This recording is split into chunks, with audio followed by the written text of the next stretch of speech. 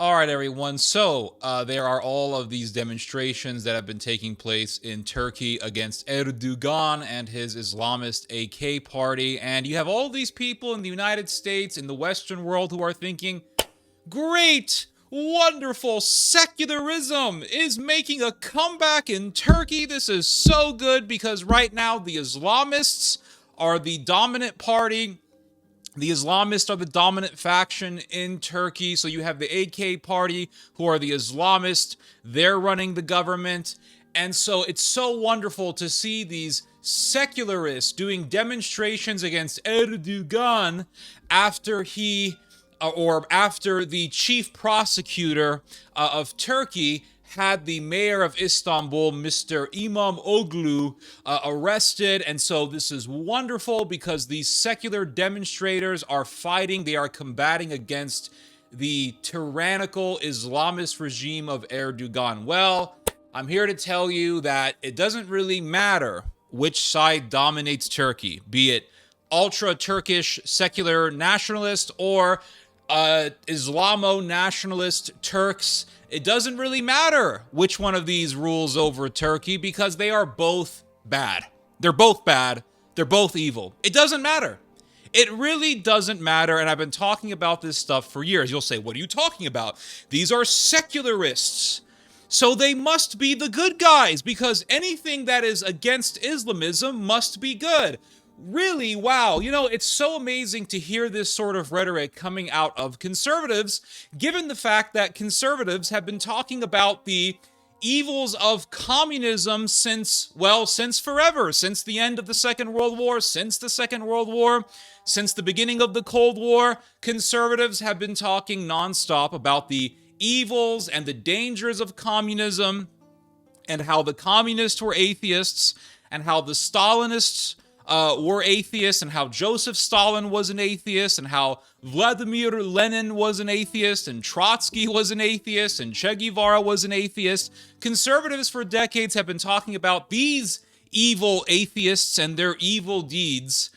But when secularists are going against Islamists, automatically secularists must be the good guys. And I'm here to tell you guys, this is just not the case. Now, how do I know this? Well, the mayor of Istanbul, who was arrested, Mr. İmamoğlu, he is a part of the CHP party. The CHP party is the Turkish People's Republican Party. So literally, it's if you want to do a literal translation into English, it's the Republican Party.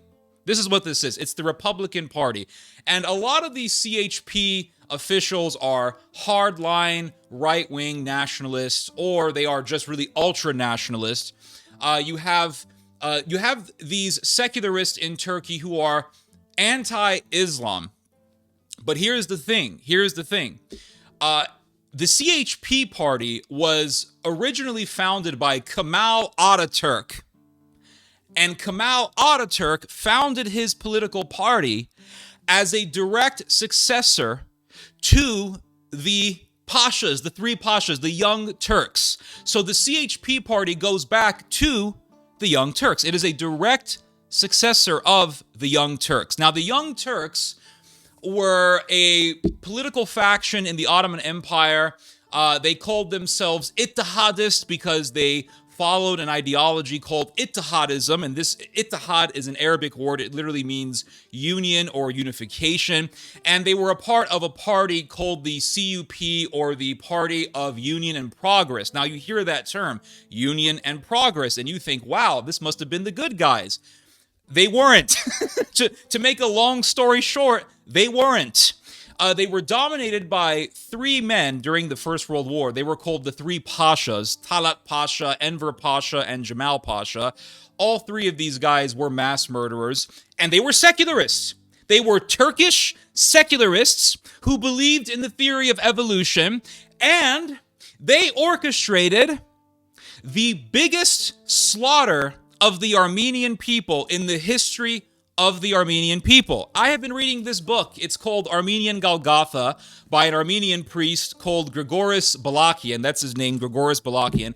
And he was a survivor of the Armenian Genocide. And he wrote this book, which is an autobiography, but it's really a history book because he gives you the geopolitical context in which the Armenian genocide took place, and he talks about the Ittihadists and how they were secularists and how they were pan-Turkish. They had this ideology of pan-Turkism, and they had this dream of expanding the Ottoman Empire all the way into India. They were like the Nazis. And these three pashas, when they were secularists, they were part of this group called the Young Turks. So what happened was the Young Turks did a revolution. They were against the Islamist regime of the Ottoman Sultan. They overthrew the Sultan in the early 1900s.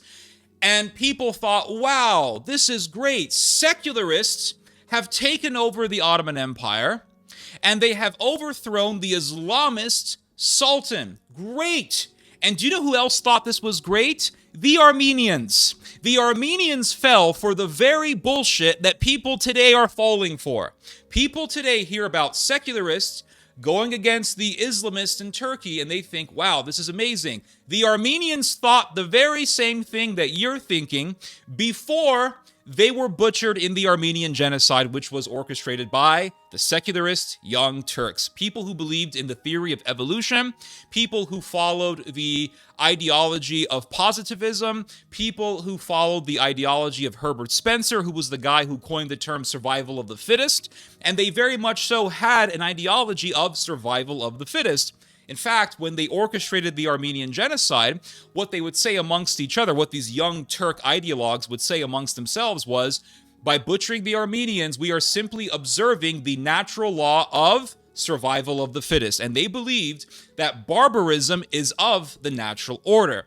And so these people were monsters. Now, fast forward to today, you have the Turkish secular nationalist movement, and these people are direct successors of the three pashas, Talat Pasha, Enver Pasha, and Jamal Pasha, the orchestrators of the Armenian Genocide. So this would be like founding a party and saying, our party goes back to the three Hitlers.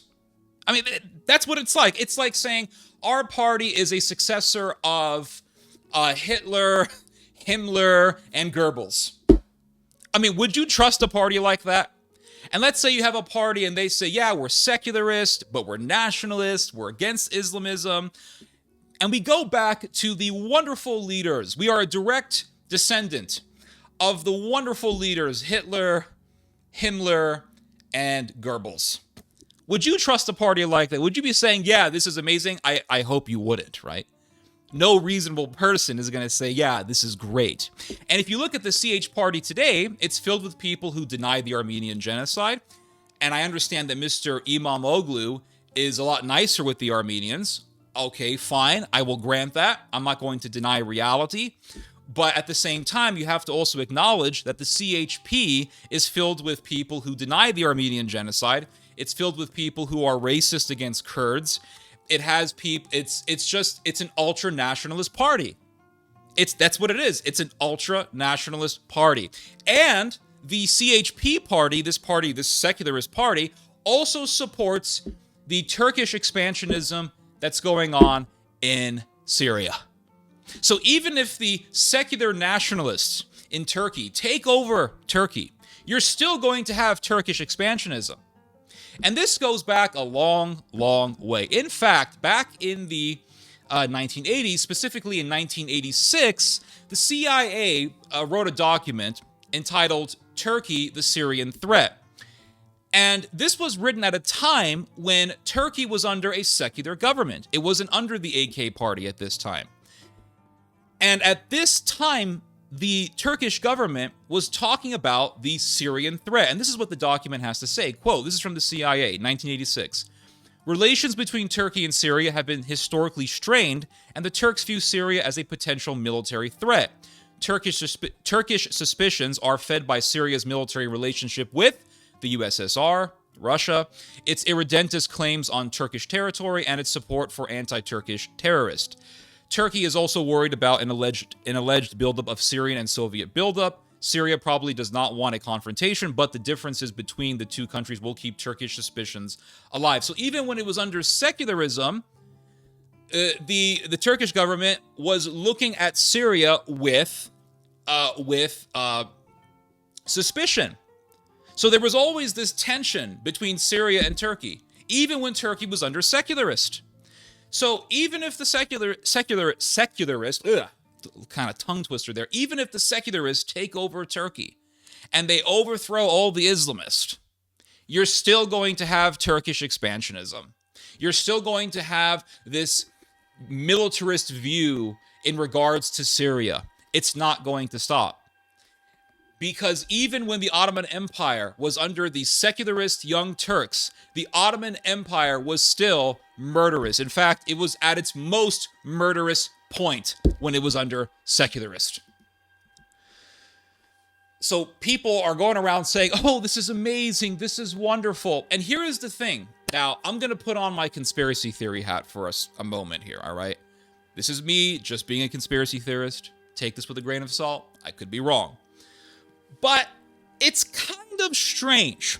I find this strange that not too long ago, basically in the late summer of last year, Erdogan started talking about Turkey possibly joining BRICS. He started entertaining the idea of Turkey joining BRICS. What is the second most armed country in NATO doing? Talking about joining BRICS or even entertaining the idea of joining BRICS. So, by Erdogan saying that, he angered people in NATO, obviously. People in NATO don't want to hear that. NATO doesn't want to hear that. And then you hear about all these demonstrations. Perhaps, again, this is just a theory. This is just an observation. This is just a possible hunch. It's a possibility. But it's possible that the United States is sick and tired of Erdogan. It's possible. I could be wrong. Perhaps Erdogan will rise triumphantly out of this whole situation. Who knows? I'm not a fortune teller. But it's possible that the United States is sick and tired of Erdogan. And possibly, they want Erdogan to be replaced by a Kemalist, a secular nationalist, like the Young Turks. But anyway, all these people talking about how, oh, it's so great that secularists are rising up in Turkey. It's not great. And it's interesting because the Armenians fell for the same trick. Here's the thing. When the secular Young Turks overthrew the Sultan and took over the Ottoman Empire, the Armenians all of a sudden had all this hope. They said, oh, wow, look, the secularists have taken over. They are more in favor for rights for the Armenians. And there were these two Armenian politicians. And their names were Krikor Zohrab and Varkis Serengulian. These were two Armenian politicians. They were in prison when the Ottoman Empire was under the Sultanate. But when the Young Turks took over, they were released. So these two Armenians thought, wow, we were released. The secularists took over. They released us from captivity. This is great. There is a newfound hope in the Ottoman Empire. Then they became members of the Ottoman Parliament. So if you were alive at this time, you would think, okay, the secularists have taken over.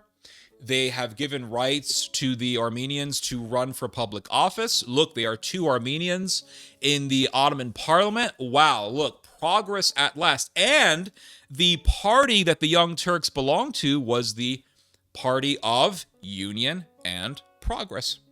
Union and Progress. Progress. This is progress. Progress is always good, right? Well, it was all a trick. It was all deception, subterfuge, intrigue. It was lying. It was a big fat lie. Because what happened to Mr. Zohrab and Mr. Serengulian? Well, they were told. Listen, you got to get in a train. And when a big racialist European power because Turkey is a part of Europe. When a big European power tells you to get on a train, it's very worrisome, right? To say the least, it is very worrisome. And so they told them that you got to get on a train. So they take them to a train station. And while Mr. Zohrab and Mr. Serengulian are in this train station, they are approached by this train station official who was an Armenian. And this Armenian official said, listen, they're out to kill you, but I can help you. And I can help you escape. And I'm the official for the big train system in the Ottoman Empire. I can help you escape. And Zohrab and Vartkis told this gentleman, no, we are parliamentarians. And surely the government of the Ottoman Empire will help us out in the end. Justice will prevail. Justice and equal rights and progress will prevail. We will be fine. So they were eventually taken to a different area. I think they were taken to the area of the Diyarbakir. And they were told by some Armenian friends, they're out to kill you, but we can try to help you. Nope, we are immune. We are officials. We're members of parliament. And plus, we are under a progressive, secular government. We'll be fine. Well, what was the fate of Mr. Zohrab and Mr. Serengulian? Well, here's what happened. They were invited for dinner at some Ottoman official's home. They went to the home, and they were eating dinner, and they thought, oh, this is fine. We're having dinner. This is great. Then all of a sudden, a police officer enters the house, and they tell these two politicians, you got to go. And reality sunk in. And they realized that what the train official told them was correct, and they should have taken him up on his offer. And they realized that death was nigh. Death was coming. Death was near. Mr. Zohrab begged for his life, but Vartkis, he stoically accepted the reality. And so they were taken. They were taken alongside a priest. And the priest, well, he was despised. His name was Archimandrite Ardavasht. Archimandrite Ardavasht. And Archimandrite Ardavasht and these two politicians alongside some other Armenians, they were taken. And they were forced into a carriage or multiple carriages, and they were taken to this area, and then they were surrounded. And this is what Grigoris Balakian writes, recounting the slaughter of these men. He writes, quote, when they reached a place called Karakopru, an hour from Urfa, they were surrounded. The Circassians, Mehmet and Khalil, with their armed and mounted Khetis. Khetis were criminals who were released from Ottoman prisons for the sole purpose of murdering Armenians, halted the small caravan and ordered the police soldiers to leave the victims and return to Urfa as their job was done. Then the bandit chief took the doomed exiles from the carriages and nailed them to the ground. They crucified these men. Nailed them to the ground with iron stakes that were a meter long. They proceeded to pluck all the hairs out of Archimandrite Ardavasht's beard. And after administering various tortures, they cut off his head. Then they beheaded everyone else. Finally, they stripped them naked and cut off their limbs. And then they would also rob all the valuables that these men had. And this was policy in the Ottoman Empire. So what they would do a lot of the times was they would force all the Armenians to go into these carriages, and then they would ride the carriages out. And they would tell these Armenians, you're being deported, you're being relocated. They wouldn't say, we're going to kill you.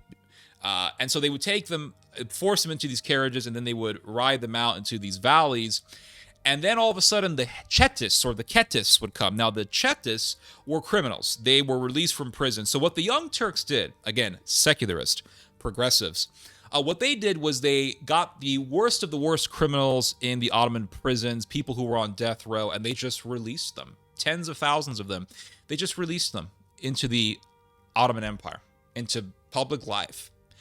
And these criminals their job was to just butcher Armenians. That was their job. And so they would force the Armenians into the carriages. They would ride them out. Then all of a sudden the criminals would pop out, and then they would tell the people riding the carriages, or they would tell the officers who were escorting the Armenians to step aside. You have done your job.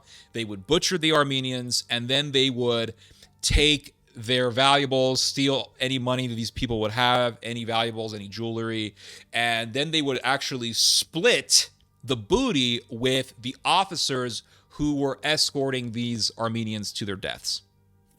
Yeah, pretty horrific stuff. And the Armenian Genocide, really, if you look at it, it was a Darwinist Islamist conspiracy. It was a Darwinist Islamist killing program, genocide policy. And the reason why I say that is because Islamist and nationalist, or Islamist and secular nationalist, collaborated together to butcher the Armenians. And this is what happened. Not just the Armenians, but the Greeks and also the Assyrians. And if you think about it, what the Nazis did in the Balkans was to a great extent a Darwinist Islamist conspiracy, because the Nazis worked with Muslim Nazis. The German Nazis worked with Muslims who joined the ranks of the SS to butcher Christian Serbs. So in the Balkans, under the Nazis, you had this Islamo-Darwinist conspiracy. The Nazis were hardcore Darwinists, and then you had the Muslims who were recruited by the Mufti of Jerusalem, Mr. Hajamin al-Husseini, and they worked together to butcher Serbs. And they also worked with the Croatians, who were trad Catholic, based trad Catholic Croatian nationalists, and those people were the biggest monsters in the Balkans. They butchered hundreds of thousands of Serbs in just one death camp, I forgot the name. I think it was the Jasenovac death camp, if I'm not mistaken. Correct me on that if I'm wrong. But going back to what I was saying about the secularists, now, the Young Turks, they had an ideology of Darwinism, and I want to demonstrate that to you guys. Other than the three pashas, one of the main orchestrators of the Armenian Genocide was a doctor. His name was Dr. Nazım, Dr. Mehmet Nazım. Dr. Nazım was a Darwinist, and there is a conversation that you can read between Dr. Nazım and other orchestrators of the Armenian Genocide, and the minutes of this conversation were documented by an Armenian historian by the name of Hijaz K. Khazarian, and he put together the minutes of secret meetings between the orchestrators of the Armenian Genocide to show you what they were thinking, to show you what their ideology was. And there is a section of these minutes where Dr. Nazım is talking about how murdering the Armenians was in accordance to the laws of nature. That's Darwinism. Now, why do I say that? Because Charles Darwin, he never said, go out and kill people. But what he did do was he made the argument that genocide, mass murder are simply natural. They are the ugly reality of nature. That when a superior race faces an inferior race, that superior race is going to exterminate the inferior race. This is what Darwin essentially said. And that extermination is simply a part of the natural order, this natural struggle for survival. There's a cat there, so that's why I'm looking distracted right now. And so that's what Darwin did. He created the foundation for a scientific justification for mass murder. This is what Darwin did. And Herbert Spencer was the guy who coined the term survival of the fittest. He was heavily influenced by Darwin. He was also a positivist, which means that he believed that mankind evolved ideologically. So mankind went from shamanism to polytheistic paganism to monotheism, from monotheism to maybe deism, and then from there eventually just to atheism, where we revere technology. This is essentially what the positivist cult was. It goes back to the French. I think the name of the guy who came up with the philosophy of positivism, I think his name was something like Auguste de Comte or something like that. And so Herbert Spencer was a positivist. When Darwin came along with his theory of evolution, Herbert Spencer then found a scientific justification for positivism. So now, not only does man evolve ideologically, but man also evolves biologically. The Young Turks were heavily influenced by the philosophy of Herbert Spencer. And like I said, Herbert Spencer coined the term survival of the fittest. And so when the Ottomans were butchering the Armenians, the Young Turks saw it as the natural struggle for survival. The Armenians were a threat because a lot of the Armenians were pro-Russia. A lot of Armenians were deserting their military posts during World War I, and they were fighting for the Russians. The Russians also had this policy of using the Christian minorities within the Ottoman Empire to create independent states and reduce the size of the Ottomans. The Russians, for example, did this with the Serbs when they backed the Serbian War for Independence in 1877. And the Russians, alongside the Serbs, defeated the Ottomans in 1878.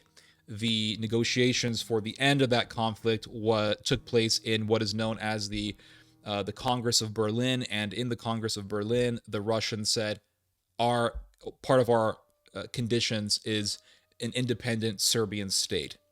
And that was the creation. That was really the beginning. That was the start of Serbia's independence. That reduced the size of the Ottoman Empire. So the Ottomans knew that the Russians were trying to use the Armenians to reduce the size of the Ottoman Empire, because the Russians would fight for an independent Armenian state. They would then carve out territory from the Ottoman Empire, thus making the Ottoman Empire a lot smaller. So the Ottomans didn't want that. The Germans didn't want that. The Germans were the Ottomans' biggest ally. And the Ottomans said the Armenians are a threat to our empire. They compared the Armenians to a canker. And they said, we got to get rid of them. So this is the natural struggle of survival. And I want to show you guys an excerpt from the minutes between Dr. Nazem and his fellow criminals. And so in this conversation, Kara Kemal says, "Down with the Armenians. Those lands belong to the Holy Sultanate. We will not let anyone get a hold of those lands." And Dr. Nazem says, "The cargo ship does not run by words." In other words, we don't need talk. We need violent action. And he says, work and decisive work is needed. The Armenians are like a canker, a malignance, which looks like a small pimple from the outside, which, if not removed by a skillful surgeon's scalpel, will kill the patient. A good job is needed and decisive execution.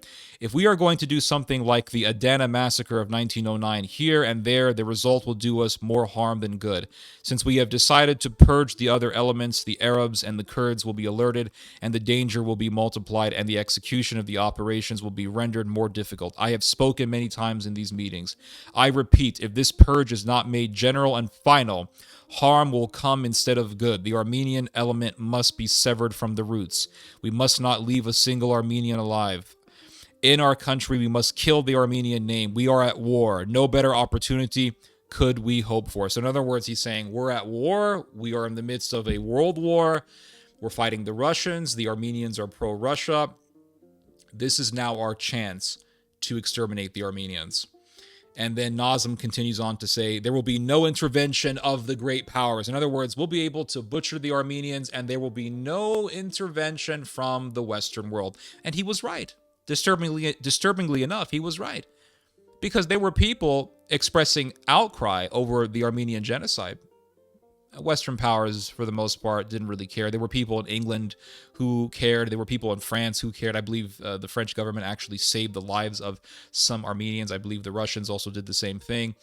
But for the most part, people didn't really care. The Germans, they were a major Western force, and the Germans said, "Hey, we're not going to intervene." And the official policy of the German government was, we must support the Ottoman policy of exterminating and relocating the Armenians. So Dr. Nazem says, there will be no intervention of the great powers, and the hue and cry of the world press will not be heard. Even if so, it will be too late to do anything about it. This time I move the decisive execution of Operation Extermination. We must exterminate them so that not one Armenian is left alive. So then he goes on into this diatribe about how there are people who are going to say that he has no compassion. And so he says, some of you perhaps will say, is it necessary to resort to such atrocities? What harm can come from the children, the oldsters, and the sick? Who is the guilty one? The guilty one is the criminal who must be punished. The helpless people seated in their homes, in their huts, to attack them, to attack the suckling babies, is barbarism, contrary to civilization and humanity. Dr. Nazem, too, is an extremist. He does not think logically. You will say, I beg you, Effendis, to not surrender yourselves to such a degree of tenderheartedness. In other words, cast aside compassion. Throw that away. And this is really the Darwinist mentality. Compassion is bad because compassion is a hindrance to survival of the fittest. And what does it say in the Bible, in the Book of Wisdom, chapter 2? It talks about how what is weak is useless, and might makes right. And so the Bible warns us about the ideology of Darwinism. That is a bad disease. So compassion is a bad disease. Take a look of war itself. What is war? Is it not savagery to uproot the farmer from his land, and to take him to the battlefront? Is it not killing him? What is it to take the artisan out of his shop and expose him to the shrapnel? What has he done? What crime has he committed that he should be doomed to such a tragic death? Barbarism is in the law of nature. That's Darwinism. And look what he says here. He gets deeper into his Darwinist thinking. He says, to determine whether or not such views are acceptable is a matter of conviction. All the animals, even the plants, eat one another. They prolong their lives by destroying one another. Is it not so? Can you tell them not to eat the flesh of one another? Avoid destroying one another. That is barbarism? Can you say it? And then so Hassan Fahmi said, yes, my Effendi, your humble servant knows this much. It is a matter of eating or being eaten. I have read it in books on natural science. That's Darwinism. Books on natural science. What does this guy mean by natural science? Darwinism. And the Young Turks were influenced by Darwin. They were influenced by Herbert Spencer. They were influenced by Ernest Haeckel, who was the German disciple of Charles Darwin, and he was the one who spread Darwinism in the land of Germany. They were influenced by these guys, and it shows right here in this conversation. And they were secularist, Darwinist. They believed in evolutionism. These aren't the good guys. And the people who orchestrated the massacre of the Armenians, the three pashas, their political successor is what? The CHP party, the secular party in Turkey. They're evil. It's an evil party. Now you can show me perhaps some good people in the CHP. Okay, I'm not saying every single one is evil. But the party really, in its essence, is evil. And that's why you have racism coming out of the CHP. That's why you have Armenian genocide denial coming out of the CHP, because they are direct successors to the Young Turks. And the party itself was founded by Kemal Ataturk, who was a radical secularist. And Kemal Ataturk, he waged a war against the Greeks after World War I. So after World War I, the Greeks were in Turkey. The Greeks and the British were occupying Turkey. And the Greeks thought, wow, we're going to retake Constantinople.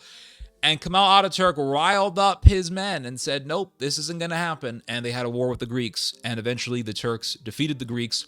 And the last final stand of the war was in Izmir, or Smyrna. And the Greeks lost. And Kemal Ataturk allowed for the destruction of Smyrna. Now, it is true that the American humanitarian, Mr. Asa Jennings, was in Smyrna, and he begged Ataturk to have mercy on the civilian population in Smyrna. And it is true that Kemal Ataturk told Asa Jennings that you have 7 days to get the ships to transport the elderly and the women and children out of Smyrna. But regardless of that, it is also true that if Asa Jennings was not able to get those ships, that Kemal Ataturk would not have hesitated to allow for the utter butchery of the entire civilian population. The guy was evil. And so the party of Ataturk is very powerful. It's thriving. It has a lot of followers. And nationalism in Turkey is so strong that even Erdogan himself had to make a coalition with a nationalist party. So no matter how you look at it, the Islamists in Turkey are with the nationalist. Turkish nationalism is very strong. Even if it's not secularist nationalism, it's Islamo-nationalism, Turco-Islamo-nationalism. And then you have the secular nationalists. And then if you take what's happening now, if you take all of this spectrum of factions, and you put it against the Armenian Genocide and that history, what do you find in the Armenian Genocide? You find Islamo-nationalism, you find secular nationalism, Turkish secular nationalism, and you find Islamism, just plain Islamism. And they all work together to butcher the Christians. And so I'm telling you that these guys aren't the good guys. They're not. And if you look at the spectrum of factions in Turkey today, what do you find? Turkish nationalism, Islamo-Turkish nationalism, plain Islamism, and then you have secular nationalism. That very spectrum of ideological factions are still very much so alive in Turkey, and they're all bad. It's all bad. No matter how you look at it. The devil is like a roaring lion looking for anyone to devour. And so if the devil can't convince you that the Islamists are the good guys, he'll give you the secularists. And you think, well, those are the good guys. And guess what? You're going to fall for the very trick that the Armenians fell for before they were butchered by the very secularists that they thought were great. So anyway, you guys just heard some theology. God bless.